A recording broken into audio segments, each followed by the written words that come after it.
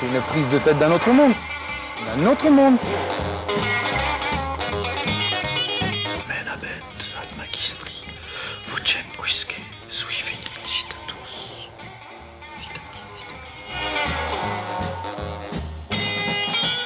Attends, c'est quoi le Space Mountain?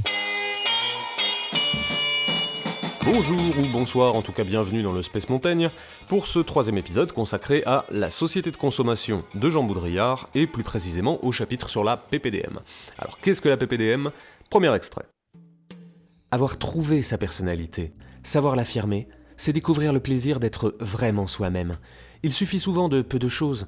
J'ai longtemps cherché, et je me suis aperçu qu'une petite note claire dans mes cheveux suffisait à créer une harmonie parfaite avec mon teint, mes yeux.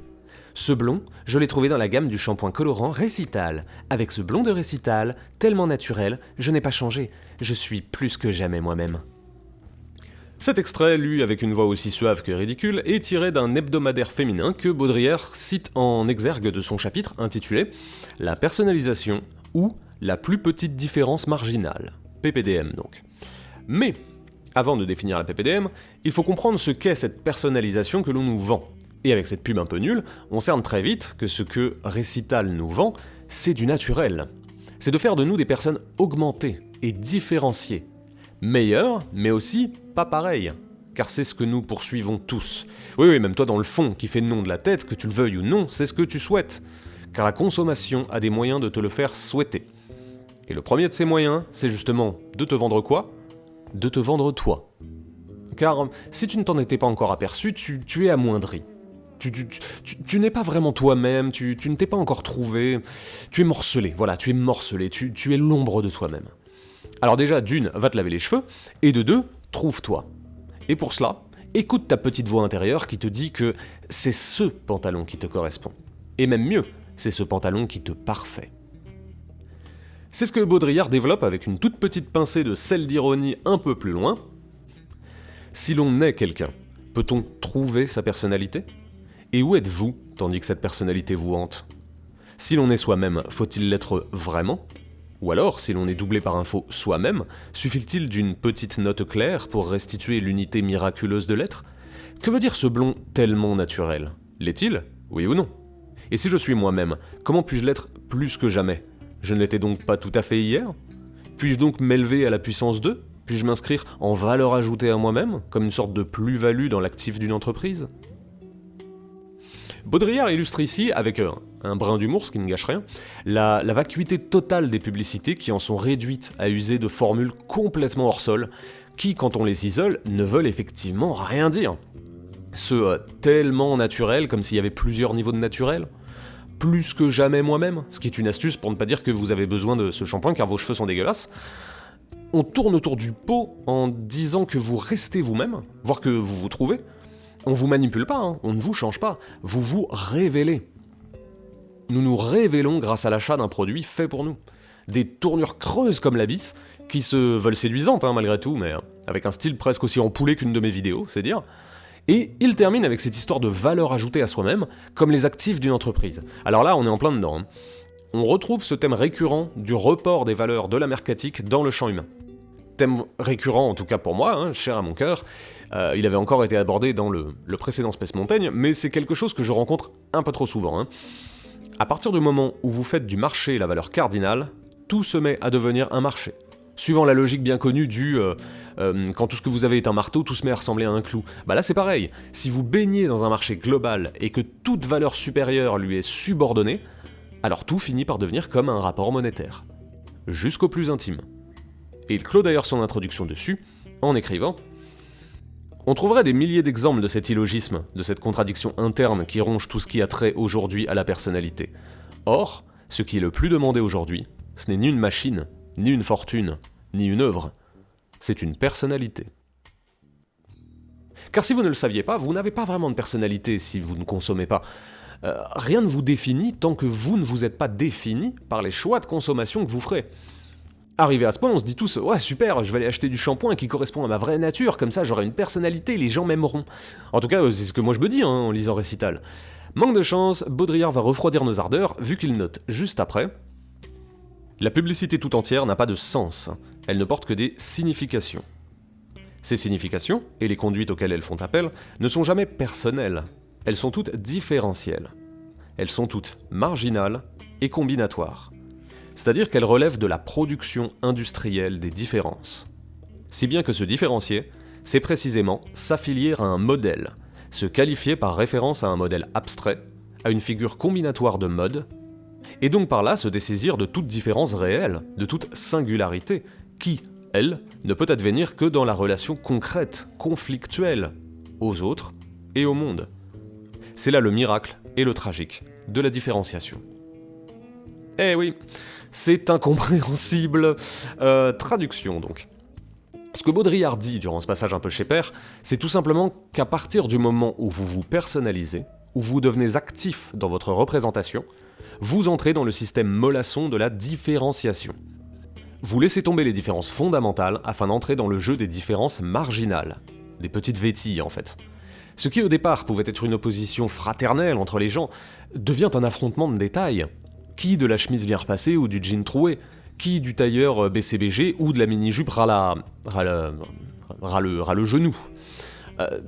Ces petites différences marginales prennent le pas sur les problèmes profonds, car elles permettent de se concentrer sur la surface, de s'estimer ou de se reconnaître grâce à des ensembles signifiants que nous apporte la consommation. Et il devient assez difficile de s'en extraire, puisque, de toute façon, le système phagocytera les grandes différences. À commencer par la récupération des contre-cultures. Lorsque vous décidez moi je porterai plus de Nike, maintenant j'achète tout à Biocop, vous faites rien d'autre que de changer de marque, vous ne changez pas de modèle. Vous avez troqué le A pour le B. Mais il ne s'agit là que d'un changement chromatique, comme passer du shampoing rouge au shampoing bleu, et ce choix esthétique est le fondement de la mode. Donc, le modèle.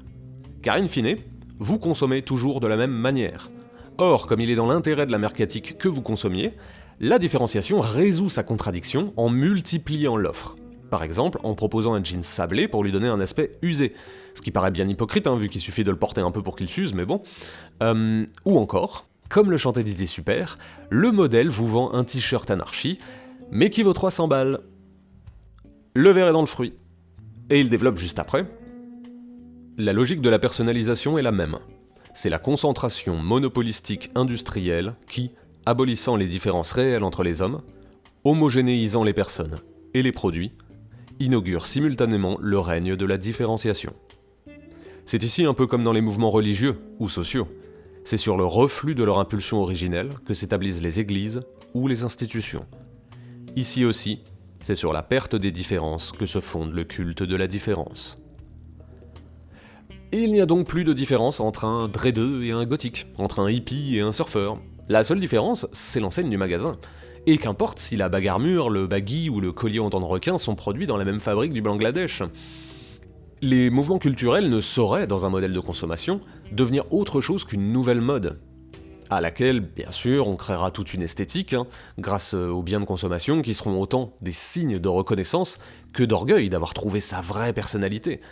Et je parle en connaissance de cause, car j'ai fréquenté des soi-disant sous-cultures qui, du haut de toute leur philosophie, pouvaient vous répudier car vous ne portiez pas les atours ou n'écoutiez pas la musique qui était définie comme le corpus officiel du mouvement. Vous ne consommez pas de la même manière? C'est l'excommunication. La différenciation voulue pour soi-même, au départ de bonne foi, devient un nouveau cadre esthétique qui marque ses partisans et les distingue des autres. Vous cherchiez une personnalité? Vous avez trouvé un cadre. Mais il faut bien se souvenir que tout cela ne marche qu'à l'échelle individuelle. Cela ne remet pas en cause le modèle, car si vous pouvez être répudié par des individus, à l'échelle de la société de consommation, personne n'est exclu, c'est open bar. Et c'est justement le principe, car la consommation est un système monopolistique. Comprendre qu'il n'est plus possible de vivre hors du système de la société de consommation. Or, le monopole s'accapare la différenciation, dans une curieuse contradiction qui semble pourtant se résoudre d'elle-même. Un seul, mais multiple. Bon, dit autrement, car là je sens que je pars en steak, on a un produit qu'on va infiniment dupliquer. Plutôt que de consommer autrement, on va consommer autre chose. Mais on consommera toujours de la même manière, Ce que Baudrillard résume parfaitement. Si le monopole et la différence, logiquement incompatibles, peuvent être conjugués, c'est justement que les différences n'en sont pas, et qu'au lieu de marquer un être singulièrement, elles marquent au contraire son obéissance à un code. Conclusion. La consommation imprègne tellement nos vies que tous les champs de l'esthétique lui sont désormais subordonnés. Et la plus petite différence marginale est sa manifestation. Il n'est pas de différence réelle entre les individus de différents styles, modes ou mouvements.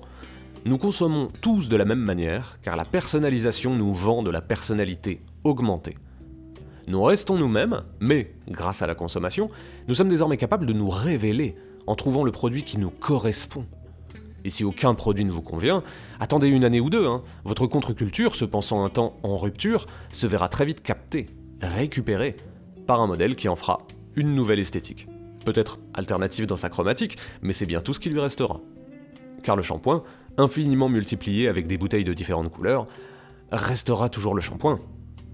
Et on ne vous demande pas de le choisir, on vous demande de l'acheter. Merci à toutes et à tous pour votre oreille attentive, ou vos oreilles attentives si vous en avez une paire. C'était le 3e épisode du Space Montaigne sur la société de consommation et la plus petite différence marginale de Jean Baudrillard. En attendant le prochain, n'hésitez pas à réécouter mes créations plusieurs fois. Promis, je ne cherche pas à vous laver le cerveau, j'essaie juste de vous aider à être plus que jamais vous-même. Je vous retrouve très vite.